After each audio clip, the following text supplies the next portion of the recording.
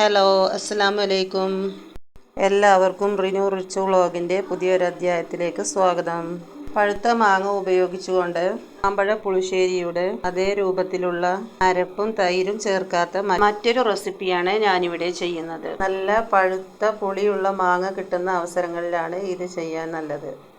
അതിനായി വീഡിയോയിൽ കാണുന്ന പോലെ പഴുത്ത മാങ്ങ നന്നായി വെള്ളത്തിലിട്ട് കഴുകി വൃത്തിയാക്കിയെടുക്കുക. ശേഷം വീഡിയോയിൽ കാണുന്ന പോലെ മാങ്ങയുടെ എല്ലാം തൊലി നന്നായി എടുത്തു മാറ്റുക. ഇത്തരത്തിൽ മുഴുവൻ മാങ്ങയുടെയും തൊലി പൂർണ്ണമായും എടുത്തു മാറ്റുക. പുളിമാങ്ങ വീട്ടിൽ കൂടുതൽ കിട്ടുന്ന സമയത്ത് നമ്മൾ ഈ റെസിപ്പി ഉണ്ടാക്കുകയാണെങ്കിൽ ആ മാങ്ങയൊന്നും വേസ്റ്റാക്കി കളയാതെ നമുക്കും മക്കൾക്കും എല്ലാവർക്കും കഴിക്കാൻ പറ്റുന്ന രൂപത്തിലാക്കിയെടുക്കാം. ഇതിലേക്ക് ശർക്കര ചേർത്ത് കൊടുക്കുന്നത് കൊണ്ട് തന്നെ മാമ്പഴത്തിൻ്റെ പുളി ഒട്ടും തന്നെ നമുക്കറിയുന്നതല്ല. പുളിയുള്ള മാമ്പഴം നമുക്ക് നല്ല മധുരമുള്ള മാമ്പഴമായിട്ട് തന്നെ അനുഭവപ്പെടും കഴിക്കുന്ന സമയത്ത്. കുട്ടികൾക്ക് മാത്രമല്ല വലിയവർക്കും ഇത് തീർച്ചയായിട്ടും ഇഷ്ടപ്പെടും. നിങ്ങളെല്ലാവരും ഇത് ട്രൈ ചെയ്ത് നോക്കണം. ഏത് മാമ്പഴം വെച്ച് നമുക്കിത് ഉണ്ടാക്കി നോക്കാം. പക്ഷേ പുളിയുള്ള മാമ്പഴമാണെങ്കിൽ നമുക്കത് വേസ്റ്റ് ആകാതെ നമുക്കത് ഉപയോഗത്തിൽ കൊണ്ടുവരാം. അതാണ് ഞാൻ പുളിയുള്ള മാങ്ങ തന്നെ വേണമെന്ന് പറയുന്നത്. വീഡിയോയിൽ കാണുന്ന രൂപത്തിൽ എല്ലാ മാമ്പഴങ്ങളെയും ഇതുപോലെ മാറ്റിയെടുക്കുക. ഇനി ഇതിലേക്ക് ആവശ്യമായിട്ടുള്ള മഞ്ഞൾപ്പൊടിയും ആവശ്യമായിട്ടുള്ള മുളക് പൊടിയും ആവശ്യത്തിനനുസരിച്ചിട്ടുള്ള ഉപ്പ് കൂടി ചേർത്ത് കൊടുക്കുക. ശേഷം അതിലേക്ക് ആവശ്യമുള്ള വെള്ളം കൂടി ചേർക്കുക. വേറെ മസാലപ്പൊടികളൊന്നും ഇപ്പോൾ നമ്മൾ ഇതിലേക്ക് ചേർക്കേണ്ട ആവശ്യമില്ല. ശേഷം ഇത് അടുപ്പത്തേക്ക് വെച്ച് നന്നായി ഇളക്കി യോജിപ്പിക്കുക. അതിനുശേഷം ഇത് മൂടി വെച്ച് നമുക്ക് വേവിക്കാം.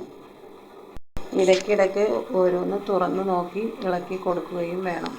ഈ സമയം കൊണ്ട് നമുക്ക് ഇതിലേക്ക് ആവശ്യമായിട്ടുള്ള ശർക്കര ഉരുക്കിയെടുക്കാം. ശേഷം അത് തണുപ്പിച്ച് അരിച്ചെടുത്തിട്ട് വേണം ഇതിലേക്ക് ചേർക്കാൻ. വീഡിയോയിൽ കാണുന്ന പോലെ ഇടയ്ക്ക് ഇളക്കി കൊടുക്കാൻ മറക്കരുത്. മാങ്ങ ഈ വെള്ളത്തിൽ കിടന്നുകൊണ്ട് നന്നായിട്ട് വെന്ത് കിട്ടണം. അപ്പോഴേ അതിലേക്ക് നന്നായി മസാല പിടിക്കുകയുള്ളൂ. വീഡിയോയിൽ കാണുന്ന പോലെ മാങ്ങ നന്നായി വെന്ത് കഴിയുമ്പോൾ നമുക്കിതിലേക്ക് ശർക്കരപ്പാനി ചേർത്ത് കൊടുക്കണം. ഞാൻ ഇതല്പം ചാറോട് കൂടിയാണ് ഉണ്ടാക്കുന്നത്. നിങ്ങൾക്ക് ചാറ് ആവശ്യമില്ലെങ്കിൽ വെള്ളം കുറച്ച് മാത്രം ഒഴിച്ച് ഉണ്ടാക്കിയാൽ മതി. വീഡിയോയിൽ കാണുന്ന രൂപത്തിൽ ശർക്കരപ്പാനി ഈ വെന്ത മാങ്ങയിലേക്ക് നമുക്ക് ഒഴിച്ചു കൊടുക്കാം. ശേഷം ചെറുതീയിൽ നമുക്കിത് അടുപ്പത്ത് വെച്ച് നന്നായിട്ട് ഒന്നുകൂടി വേവിച്ചെടുക്കാം. എന്നാലേ മസാല പിടിച്ചിട്ടുള്ള ഈ മാങ്ങയിലേക്ക് ശർക്കരയുടെ മധുരം നന്നായി പിടിച്ചു കിട്ടുകയുള്ളൂ. ഇത്തരത്തിൽ ആവശ്യമായിട്ടുള്ള ചാറിനനുസരിച്ച് ഇതിനെ വറ്റിച്ചെടുക്കാം. ഇനി ഇതിനെ നമുക്ക് കടുക് വറുത്തിടാം. അതിനായി ഒരു ചീനച്ചട്ടി അടുപ്പത്ത് വെച്ച് അതിലേക്ക് ആവശ്യമായിട്ടുള്ള എണ്ണ ഒഴിച്ചു കൊടുക്കുക. ഞാൻ വെളിച്ചെണ്ണയാണ് ഇതിൽ ഉപയോഗിച്ചിട്ടുള്ളത്. ഇനി ഇതിലേക്ക് ആവശ്യമായിട്ടുള്ള കടുകാണ് ചേർത്ത് കൊടുക്കുന്നത്. കടുക് നന്നായി പൊട്ടിക്കഴിയുമ്പോൾ ഇതിലേക്ക് ആവശ്യമായിട്ടുള്ള കറിവേപ്പിൻ്റെ ഇല കൂടി കഴുകി ചേർത്ത് കൊടുക്കുക. ഇനി അത് ഈ വേവിച്ച് വെച്ചിരിക്കുന്ന മാമ്പഴത്തിലേക്ക് ചേർത്ത് കൊടുക്കുക. ശേഷം വീഡിയോയിൽ കാണുന്ന പോലെ നന്നായി ഇളക്കി മിക്സ് ചെയ്യുക.